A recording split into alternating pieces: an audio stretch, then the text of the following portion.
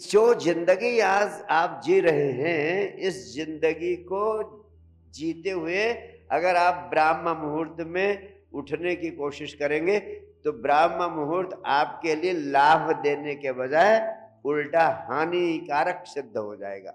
इसका कारण है कि ब्राह्म मुहूर्त तभी आपके लिए उपयोगी हो सकता है जब ब्राह्म मुहूर्त में उठने के पहले, यानी 4 बजे उठने के पहले, सपोज 4 बजे से ब्राह्म मुहूर्त का समय आपका शुरू हो रहा है, तो 4 बजे उठने के पहले कम से कम 8 घंटे की नींद आपको मिल चुकी होनी चाहिए।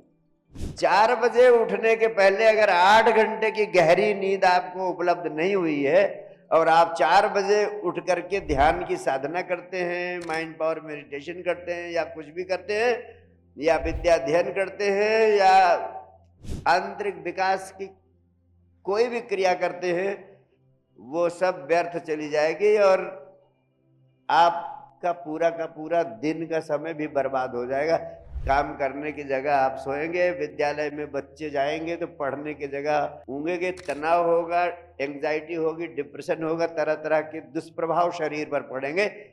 महत्वपूर्ण 4 बजे उठना नहीं है, महत्वपूर्ण ब्रह्म मुहूर्त में उठना नहीं है, महत्वपूर्ण है ब्रह्म मुहूर्त में उठने के पहले कम से कम 7-8 घंटे की गहरी नींद आपको उपलब्ध हो चुकी हो। और जो कि आज के युग में किसी समय ये बहुत सरलता से संभव था, आसान था, लेकिन जब से ये आर्टिफिशियल लाइट की महाक्रांति हुई है, जब से ये बिजली की रोशनी मनुष्य जाति को उपलब्ध हुई है, तब से तो 4 बजे तक लोग जगते ही हैं। ब्राह्म मुहूर्त में सोने का समय शुरू होता है सबका। अधिकांश लोग मेरे पास आते हैं, कहते हैं गुरुजी 3-4 बजे तक काम करता हूं, उसके बाद सो जाता हूं। तो वो तो ब्राह्म मुहूर्त जब उठना चाहिए तो सोते हैं। तो ये जो बिजली की रोशनी की महाक्रांति हुई है, इससे मनुष्य का जीवन पूरा अस्त व्यस्त हो गया है। तो ऐसे समय में हमें गौर करना चाहिए, गंभीरता से देखना चाहिए। ब्राह्म मुहूर्त के समय की वैज्ञानिकता का पुनरावलोकन करने की आवश्यकता है। या तो कोशिश करें कि ब्राह्म मुहूर्त के पहले 7-8 घंटे की गहरी नींद लेने की व्यवस्था सुनिश्चित कर ले। अन्यथा मेरा मानना है कि अगर बिना इसको सुनिश्चित किए अगर आप ब्राह्म मुहूर्त में उठने की कोशिश करेंगे तो आज के जीवन में जितनी मानसिक बीमारियां मनुष्य को पकड़ रही हैं, चाहे वो एंग्जाइटी हो, चाहे डिप्रेशन हो, आप और आपके बच्चे उसका शिकार होने लगेंगे।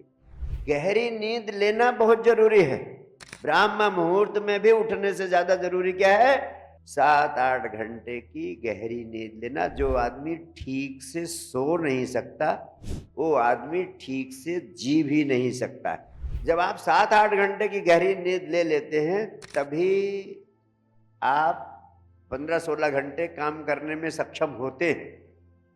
नहीं तो 15-16 घंटे आप कुशलता पूर्वक विद डेडिकेशन एंड एनर्जी 15-16 घंटा काम नहीं कर पाएंगे।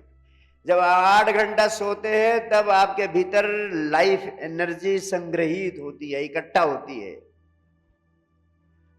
और जब आप 7-8 घंटे सोते हैं, आपके 2 महत्वपूर्ण केंद्र हैं। एक केंद्र है हेड, दूसरा केंद्र है हार्ट। तो एक बुद्धि का केंद्र है, दूसरा हृदय का केंद्र है। 24 घंटे आपके ये हृदय केंद्र और बुद्धि केंद्र सक्रिय रहते हैं। जब आप 8 घंटे गहरी नींद में होते हैं तो मस्तिष्क के केंद्र को विश्राम मिलता है, तब हृदय के केंद्र को विश्राम मिलता है।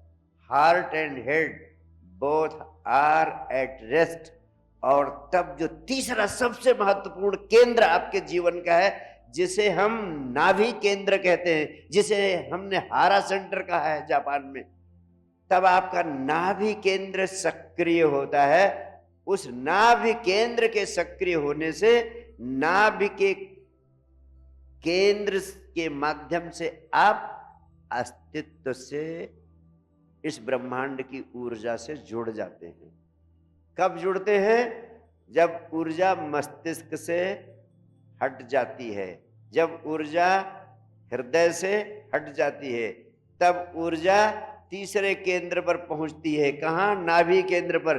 और नाभि केंद्र से आप इस प्रकृति से, अस्तित्व से जुड़े हो, और ये अस्तित्व की ऊर्जा नाभि केंद्र के माध्यम से आपके शरीर को उपलब्ध होती है। इसीलिए 8 घंटे की गहरी नींद में आपको नया जीवन मिलता है, आप पुनरुज्जीवित हो जाते हो, आप ऊर्जान्वित हो जाते हो, और 16 घंटे काम करने के लिए आप सक्षम हो जाते हो। अन्यथा ये सक्षम होना आपके लिए संभव नहीं होगा। इसीलिए मैं कहता हूं कि 8 घंटे की नींद को तो गवर्नमेंट ऑफ इंडिया को चाहिए लीगली भी कंपलसरी कर दे, और कोई मॉनिटरिंग कर दे आपके मोबाइल से कि जो नहीं ले रहा है नींद उसको पनिशमेंट भी मिलना चाहिए, क्योंकि आप अच्छे नागरिक बन ही नहीं सकते हो। जो व्यक्ति विश्राम पूर्ण नहीं रह सकता है, वो व्यक्ति जिंदगी के कामों को सफलतापूर्वक, कुशलतापूर्वक, असाधारण उपलब्धियों के साथ संपादित भी नहीं कर सकता है।